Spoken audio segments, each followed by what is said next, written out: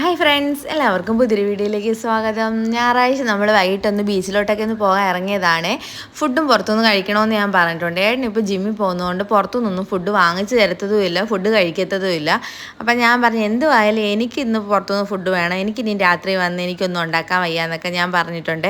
വീട്ടിൽ നിന്ന് വന്നപ്പോൾ എന്തായാലും ഏട്ടന് മീൻകറിയൊക്കെ കൊണ്ടുവന്നേക്കുന്നതുകൊണ്ട് ഏട്ടനൊരു ഗോതമ്പ് ദോശ ഇട്ട് കൊടുത്താലും മതി, മീൻകറി കൂട്ടി കഴിക്കും. എനിക്ക് മീൻകറി കഴിക്കാത്തതുകൊണ്ട് ഞാൻ പറഞ്ഞു എനിക്ക് എന്തെങ്കിലും വാങ്ങിച്ചു തരണേന്നും പറഞ്ഞാണ് പോകുന്നത്.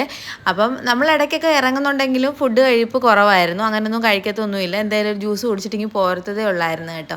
അങ്ങനെ നമ്മൾ ബീച്ചിലെത്തിയപ്പോഴത്തേക്ക് എല്ലാവരും നടക്കുന്ന കണ്ടപ്പോഴത്തേക്ക് ശ്രീമോനും ഇറങ്ങി നടക്കണം. അപ്പോൾ കഴിഞ്ഞ ദിവസം നമ്മൾ മുണ്ടയ്ക്ക് ചെന്നപ്പോൾ കടപ്പുറത്ത് ഇറങ്ങിയായിരുന്നല്ലോ, അതവൻ അറിയാവുന്നതുകൊണ്ട് തന്നെ ഇവിടെ വന്നപ്പോഴത്തേക്ക് ചാടി അങ്ങ് ഇറങ്ങിയിട്ടുണ്ടായിരുന്നേ.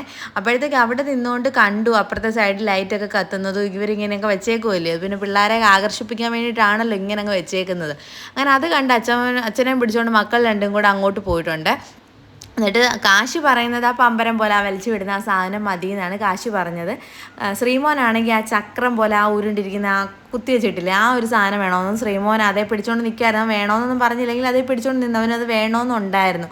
അപ്പം ഞാൻ പറഞ്ഞു ഒരു പമ്പരം മാത്രം വാങ്ങിച്ചാൽ മതി, മറ്റേതൊന്നും വാങ്ങിക്കേണ്ടെന്ന് പറഞ്ഞ്. ഞാനൊരു ഉത്സവത്തിന് പോയാലോ അല്ലെങ്കിൽ നമ്മൾ ഇങ്ങനെ എവിടെയെങ്കിലുമൊക്കെ പാർക്കിലൊക്കെ പോയാലോ ഒരു സാധനങ്ങൾ ഞാൻ ഈ പിള്ളേർക്ക് വാങ്ങിച്ചു കൊടുക്കത്തില്ല. ആവശ്യത്തിനുള്ള എന്തോ വേണമെങ്കിലും ഞാൻ അയ്യപ്പേ പോയി ഹോൾസെയിലായിട്ട് നമ്മൾ സാധനം വാങ്ങിക്കുന്നുണ്ട്. നമുക്ക് അവിടുത്തെ റേറ്റ് അറിയാവുന്നതുകൊണ്ട് ഇതൊന്നും കേൾക്കുമ്പോൾ നമുക്ക് ദഹിക്കത്തില്ല, ഒന്നാമത്തെ കാര്യം അതാണ്.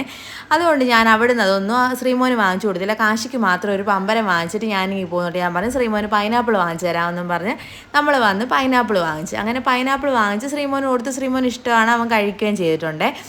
ഈ ശ്രീമോന് കളിപ്പാട്ടം വാങ്ങിച്ചു കൊടുക്കാത്തതിന് രമേശ് പറയുകയും ചെയ്തേ, കാശിക്ക് വാങ്ങിച്ചു കൊടുത്തതിൻ്റെ ഒരു 4% പോലും നീ ശ്രീമോനൊന്നും വാങ്ങിച്ചു കൊടുത്തിട്ടില്ല, അവൻ പറയാറാവുമ്പോൾ ചോദിക്കുമെന്ന് എൻ്റെ അടുത്ത് പറഞ്ഞേ. കഴിവതും എല്ലാ സാധനങ്ങളും ഉണ്ട് നമ്മുടെ കയ്യിൽ. കാശിക്ക് വാങ്ങിച്ചതെല്ലാം ഉണ്ട്, അവൻ നശിപ്പിക്കാതെ വെച്ചേക്കുന്നുണ്ട്. അതെല്ലാം വെച്ച് ശ്രീമോനും കളിക്കാം. വീണ്ടും വീണ്ടും പിന്നെ എന്താണ് വാങ്ങിക്കുന്നത്, ഇല്ലാത്ത സാധനങ്ങൾ ഞാൻ വാങ്ങിച്ചു കൊടുക്കും. പക്ഷെ അത് ഞാൻ ഇവിടെ നിന്നും വാങ്ങിക്കത്തില്ല, ഞാൻ അയ്യപ്പയിൽ പോയി മാത്രമേ വാങ്ങിക്കാറുള്ളൂ. അതുകൊണ്ടാണ് കേട്ടോ.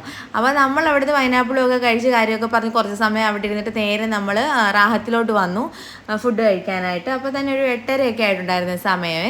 അപ്പം ആളൊക്കെ ഉണ്ടായിരുന്നു കേട്ടോ. ആദ്യത്തെ ഒരു സീറ്റ് മാത്രമേ ഉള്ളായിരുന്നു ഇങ്ങനെ കാലിയായിട്ട് കിടന്നിരുന്നത്. അപ്പം ബീച്ചിലൊക്കെ പോയി കളിച്ചൊക്കെ അല്ലേ, നമ്മളെല്ലാവരും വന്ന് കൈയൊക്കെ കഴുകി കാശി മുഖമൊക്കെ കഴുകി നമ്മൾ ഫുഡ് കഴിക്കാനായിട്ട് ഇരിക്കുവാണ്. ഏട്ടനൊന്നും വേണ്ടാന്ന് പറഞ്ഞു. ശ്രീമോൻ അല്ല, കാശിക്കും എനിക്കും ഫുഡ് വാങ്ങിച്ചത്. അപ്പം കാശി റോള് പറഞ്ഞപ്പോൾ ഏട്ടൻ പറഞ്ഞു എനിക്ക് ഒരു റോൾ എനിക്കും കൂടെ തരാൻ പറഞ്ഞു. അങ്ങനെ ഏട്ടനും ഒരു റോള് വാങ്ങിച്ചിട്ടുണ്ടായിരുന്നു. അപ്പോഴത്തേക്ക് അച്ഛനും മക്കളും കൂടെ ഇവിടെ പൂര ബഹളമായി. ശ്രീമോനാണെങ്കിൽ അങ്ങ് ഭയങ്കര കുരുത്തക്കേടായിരുന്നു കേട്ടോ. അപ്പോൾ അവനാണെങ്കിൽ ഇക്കിളി ഇടുമ്പോഴത്തേക്ക് അവനതങ്ങ് കളിയാവും, വീണ്ടും വീണ്ടും അതുപോലെ കാണിക്കാൻ നിൽക്കും. അങ്ങനെ നമ്മൾ ഫുഡൊക്കെ കഴിച്ചിട്ട് അവിടെ നേരെ വീട്ടിലോട്ടിങ്ങ് പോന്നു.